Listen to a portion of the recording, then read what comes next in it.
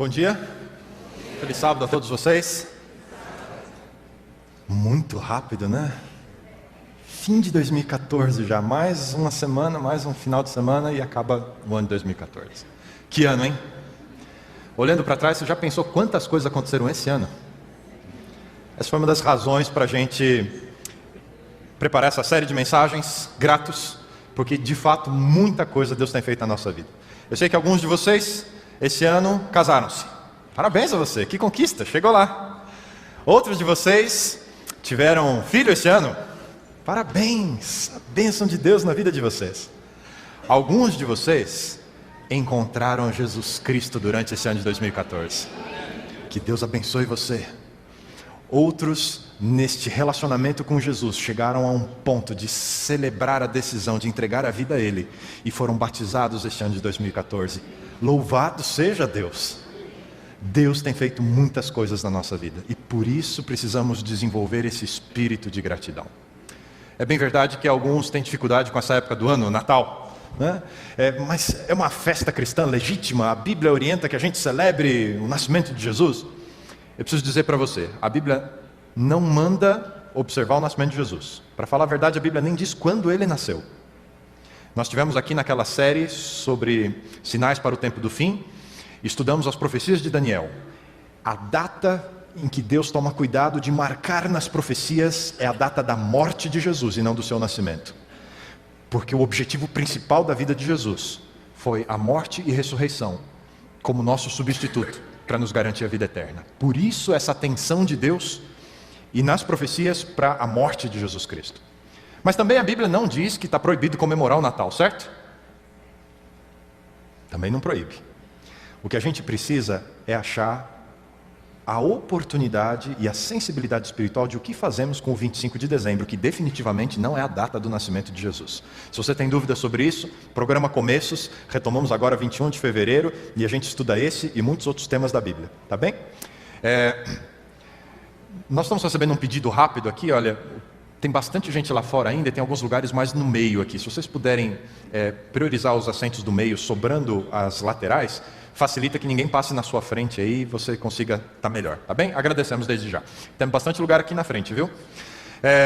Bom, pense no Natal como oportunidade. Se você for comparar o que é a cerimônia do Natal na nossa sociedade, mesmo sendo um país cristão, muita gente não tem essa percepção espiritual a respeito do Natal.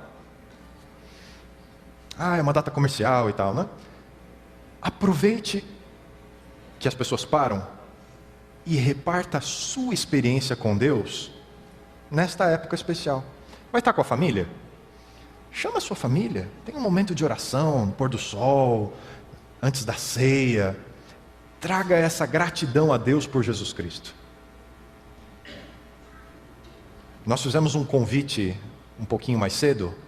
Amanhã, domingo, dia 21, nós vamos celebrar o Natal lá com o pessoal da comunidade da fábrica. Sabe como? Você lembra que os reis magos trouxeram presentes para Jesus? Nós vamos levar presentes para uma comunidade inteira amanhã. É um jeito bom de você celebrar que Jesus Cristo veio. O maior presente do céu à terra e o presente que você pode oferecer àqueles por quem Jesus Cristo veio e morreu. Aproveite essa época para testemunhar de Jesus Cristo. Mas eu queria que você pensasse numa segunda questão. A gente vai falar um pouquinho mais sobre isso daqui a pouquinho.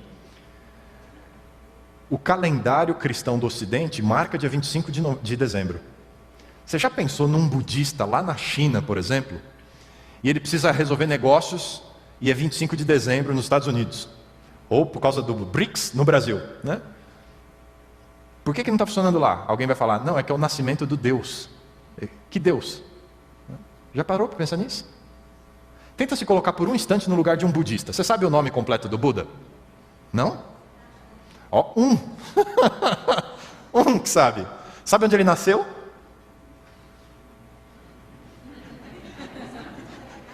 Na Índia. Quais foram os principais ensinos dele? É assim que um budista se sente quando falam de Jesus para ele. Portanto, é uma oportunidade para outros lugares do mundo, que não são cristãos em sua maioria, pararem para ouvir sobre Jesus Cristo. Então, aproveite essa oportunidade. E já que estamos às vésperas do Natal, nós separamos um texto, é o relato de Mateus, o início do relato de Mateus, sobre o nascimento, a vinda de Jesus Cristo. E o nosso tema de hoje, na série Gratos, Gratos por Jesus. Esse é o tema que nós vamos refletir um pouquinho juntos agora. E eu queria convidar você para irmos ao Evangelho segundo Mateus, capítulo 1, verso 1. Enquanto você abre a sua Bíblia aí, vamos pedir a bênção de Deus para esse momento de reflexão na sua palavra. Você ora comigo? Bom Deus, estamos com a tua palavra diante de nós e queremos pedir que mais uma vez, o mesmo Espírito que auxiliou Mateus ao preparar o seu relato do Evangelho de Jesus Cristo, esteja conosco aqui esta manhã, nos ajudando a compreender o tamanho do presente que foi Jesus Cristo para cada um de nós. Te pedimos isso em nome de Jesus. Amém. Mateus capítulo 1, verso 1. Livro da genealogia de Jesus Cristo, filho de Davi, filho de Abraão. É assim, com essas palavras, que Mateus começa o seu evangelho. Cada um dos evangelistas escreveu com um propósito distinto em mente, ao separar os eventos da vida de Jesus. Você pega Mateus, e uma expressão que vai estar muito comum aqui no livro de Mateus é o que está aí no verso 22. Tudo isso aconteceu para que se cumprisse o que foi dito da parte do Senhor pelo profeta. 95 citações do Antigo Testamento a respeito de Jesus Cristo estão presentes no Evangelho de Mateus. Porque ele escreve para judeus. Ele quer que o seu próprio povo conheça em Jesus Cristo a esperança de Israel, o Messias da promessa.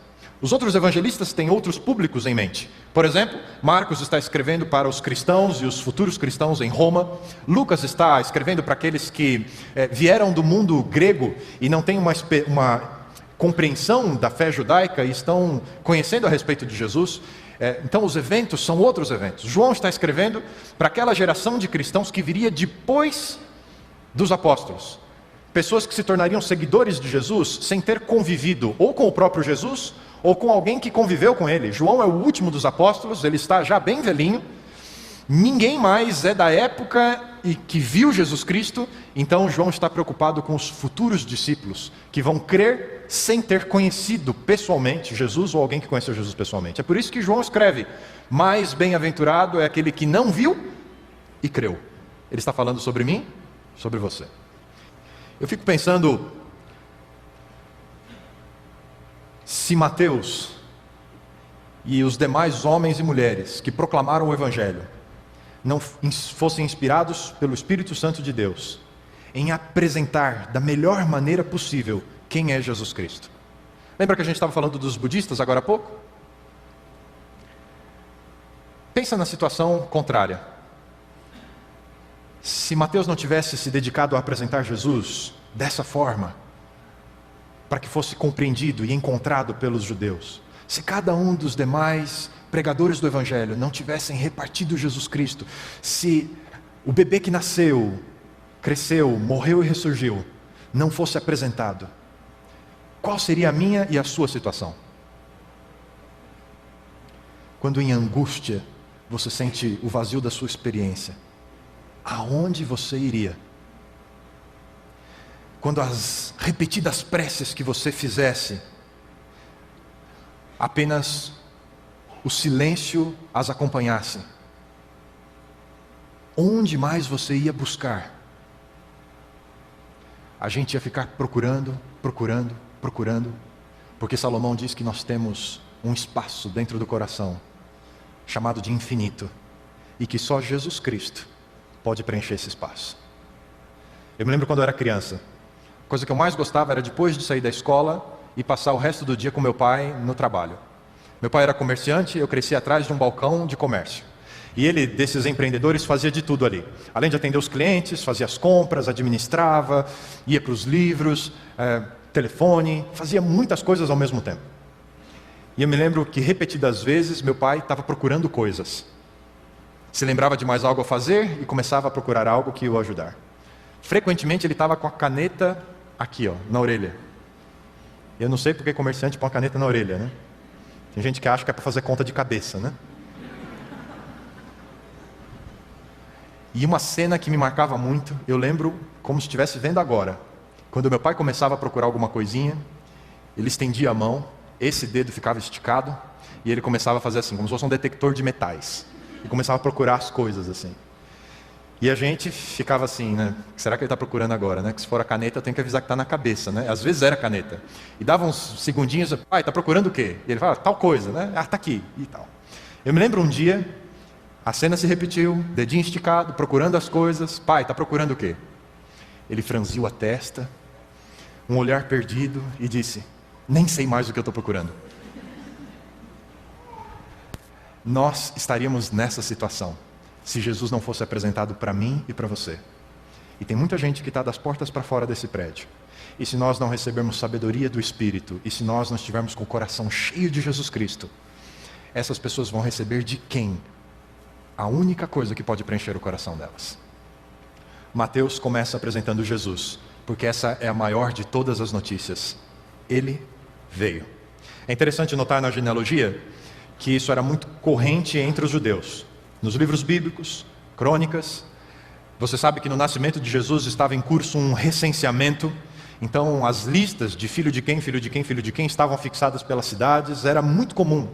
E não há um único registro histórico de alguém que tenha confrontado a lista apresentada por Mateus dizendo, essa aí não é a família de Jesus. Jesus era de fato quem as profecias apontavam.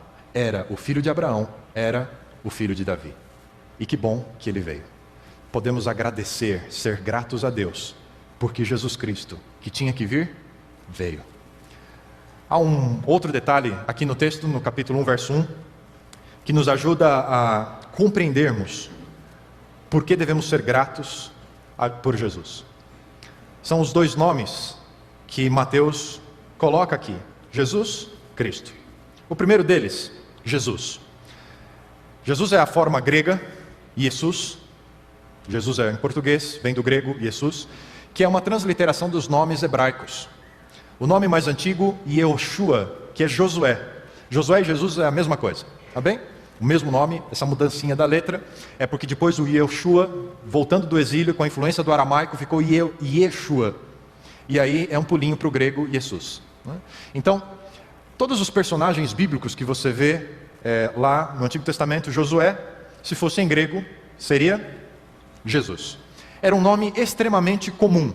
Dá uma olhadinha aí na sua Bíblia, por exemplo, dois textos. Atos, capítulo 13, verso 6. Paulo está falando de uma das viagens missionárias, e no verso 6 ele diz que, havendo atravessado a ilha toda até Pafos, acharam um certo judeu. Veja só, nos dias de Jesus, nos dias de Paulo, viajando num determinado lugar, ele encontrou um certo judeu. Mágico, falso profeta, e o nome dele era Bar Jesus. Bar é a expressão hebraica, filho de Jesus. Jesus era um nome muito comum. Dá uma olhadinha em Colossenses capítulo 4, verso 11, um pouquinho mais à frente, e você vai ver de novo Paulo falando. Ele estava falando de um que atrapalhava, agora ele vai falar de um que ajuda. Verso 11, Paulo dizendo, Colossenses 4, verso 11, Jesus, conhecido por justo, também vos saúda. Estes são os únicos da circuncisão, judeu de novo, que cooperam comigo pelo reino de Deus e têm sido para mim uma consolação. Perceba como era extremamente comum esse nome. Há algumas cópias dos manuscritos dos evangelhos, que naquele episódio de Jesus e Pilatos, e Barrabás, quando Jesus apresenta os dois prisioneiros, pedindo para o povo escolher um dos dois para ser libertos por ocasião da Páscoa, ele apresenta Jesus, o Nazareno, e algumas cópias dos evangelhos trazem Jesus Barrabás. Bar, filho de Rabás, o Rabi, aquele era um Jesus também, só que um vinha de Nazaré, e o outro que estava preso há mais tempo era filho de um rabino. Era um nome extremamente comum em Israel. Era prerrogativa do pai oferecer o nome ao filho. No 8º dia, por ocasião da consagração das crianças, o pai colocava o nome. E é por isso que cuidadosamente o anjo fala com José: José, você vai colocar nessa criança o nome de Jesus, porque ele salvará o seu povo dos seus pecados. Essa era a esperança de Israel, e por isso diversos pais e mães colocavam em seus filhos o nome Jesus. Mas o nome, apesar de ser comum, tem um significado especial. Quando o anjo diz que ele salvaria o seu povo dos seus pecados, ele está apenas dizendo o que significa o nome Jesus. Yeshua significam Yahweh, Jeová, Javé, é Salvador. Jesus é o Salvador, porque Ele é Deus. E aqui está a novidade, a coisa especial. Eles esperavam um filho de Abraão, esperavam um filho de Davi, mas parece que se perdeu que esse que seria filho de Abraão e de Davi era o próprio Deus, porque Jeová é salvação, é dele que vem a salvação, Ele será o Salvador. O nome traz também, além do seu significado, ele tem uma ligação especial com a história de Israel.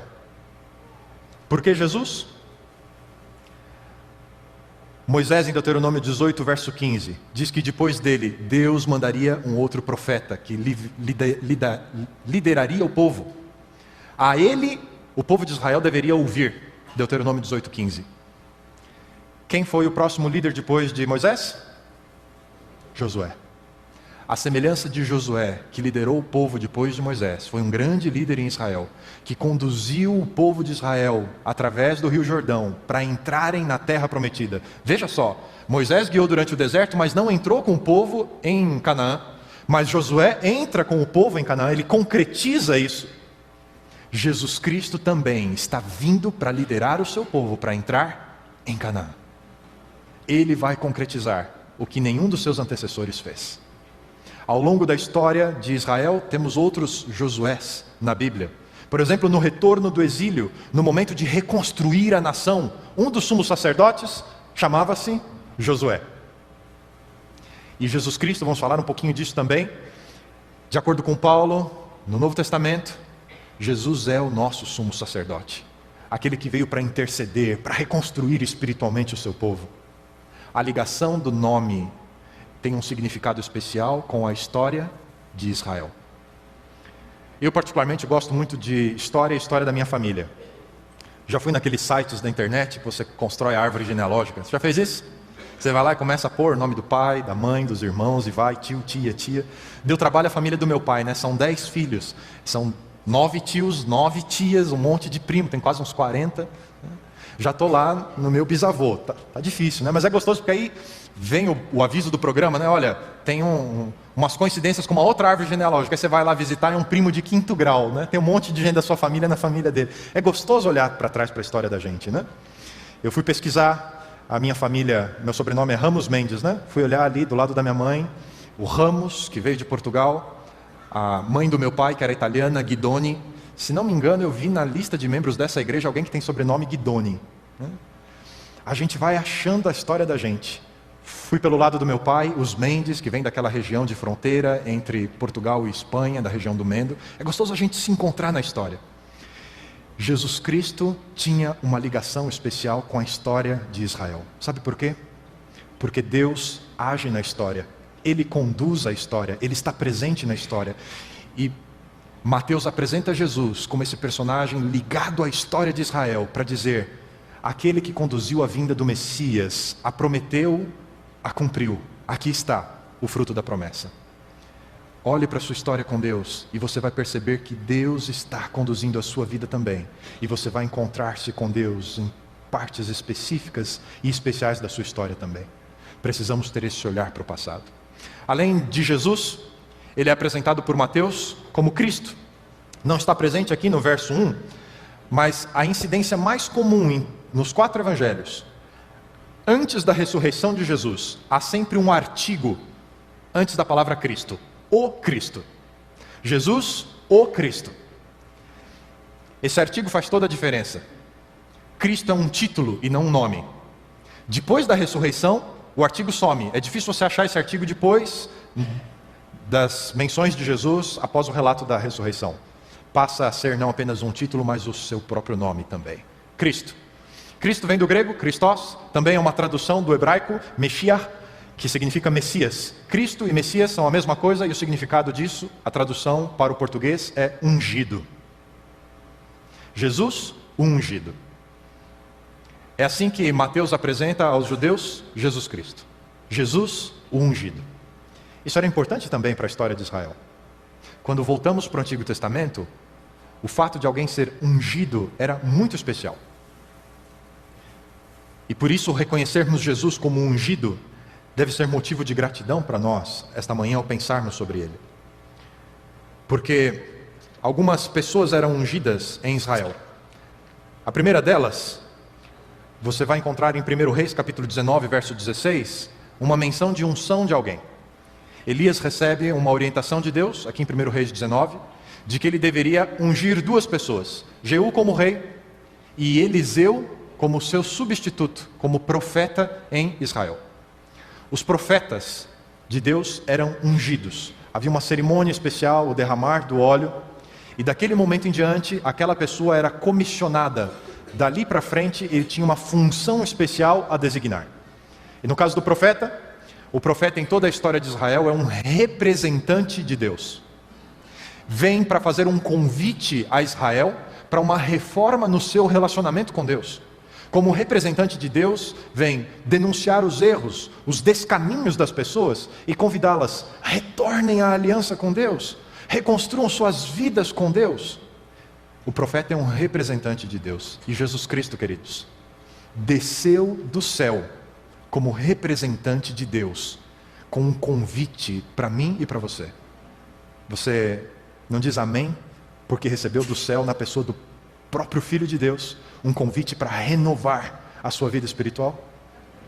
Jesus é esse representante de Deus, como profeta, o ungido de Deus, para restaurar o relacionamento.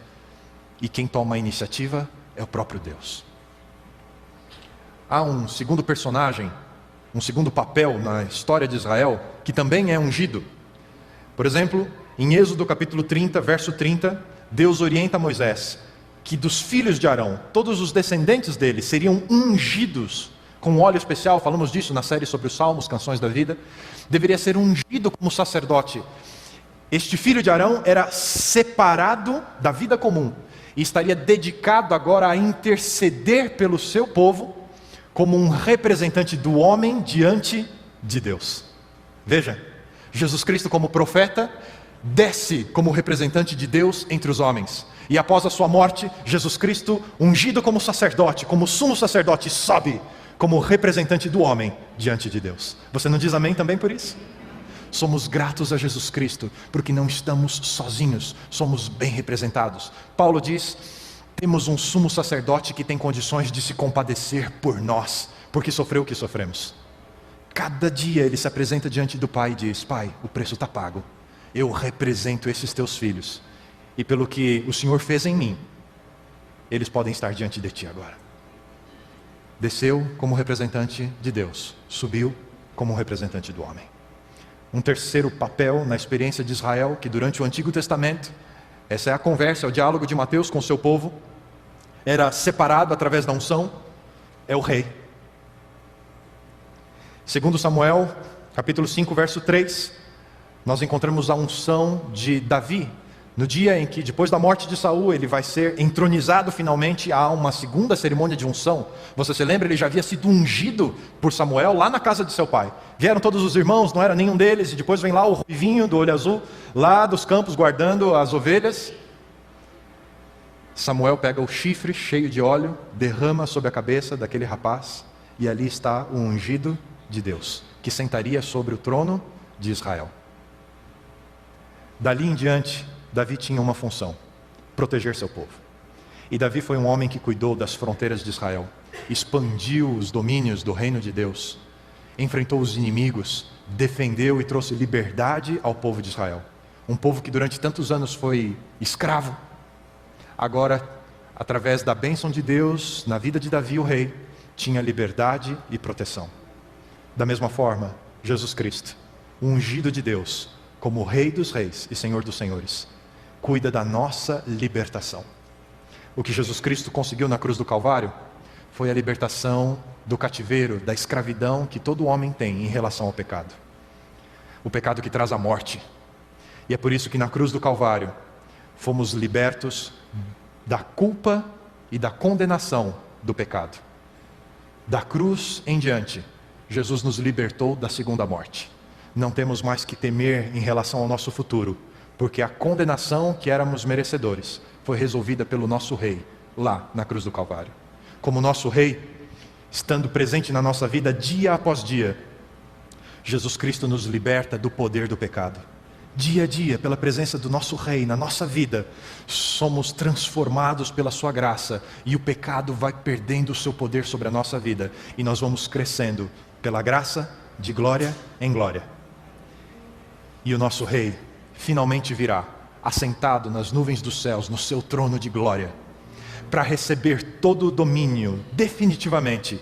E nesse dia, o que é mortal vai se revestir de imortalidade, aquilo que é corruptível se revestir de incorruptibilidade. E nesse dia, o nosso Rei vai nos libertar finalmente da presença do pecado. Nunca mais lágrimas, nunca mais dor, sofrimento ou morte, porque Ele reina. Somos gratos a Jesus por muitas coisas. E se você tem algo com que você deveria gastar os seus momentos de reflexão, se há um propósito para a vida que você deveria perseguir sempre, é responder uma e a mais importante de todas as perguntas. Mateus apresentou para o seu povo quem era Jesus. E essa mesma pergunta Jesus dirigiu aos seus discípulos e dirige a mim e a você. Não há nenhuma outra pergunta mais importante para ser respondida na nossa existência. De onde viemos? Para onde vamos? Não. A pergunta cuja resposta muda a nossa vida é: quem é Jesus para você? Se você tivesse que apresentar Jesus para alguém hoje, como Mateus fez, quem é Jesus? O que você diria dele? Qual o impacto dele na sua vida? Qual o significado dele para você? Essa é a pergunta de todas as perguntas. E a resposta que pode transformar a nossa vida. Eu queria convidar você hoje para dar a sua resposta, para afirmar sua convicção de quem é Jesus. Porque Ele é o caminho, Ele é a verdade, Ele é a vida. Ele é o Cristo que foi prometido. E é porque Ele veio que nós podemos nos colocar de pé com um sentimento de gratidão a Deus. Obrigado, Deus. Porque depois de Jesus, a minha vida é nova, completamente. Que Deus abençoe você essa manhã. E ao juntos nos colocarmos de pé e cantarmos essa música, você faça a sua declaração de fé em Jesus Cristo. Porque Ele é quem disse que era. E graças a Deus por isso. Você canta comigo?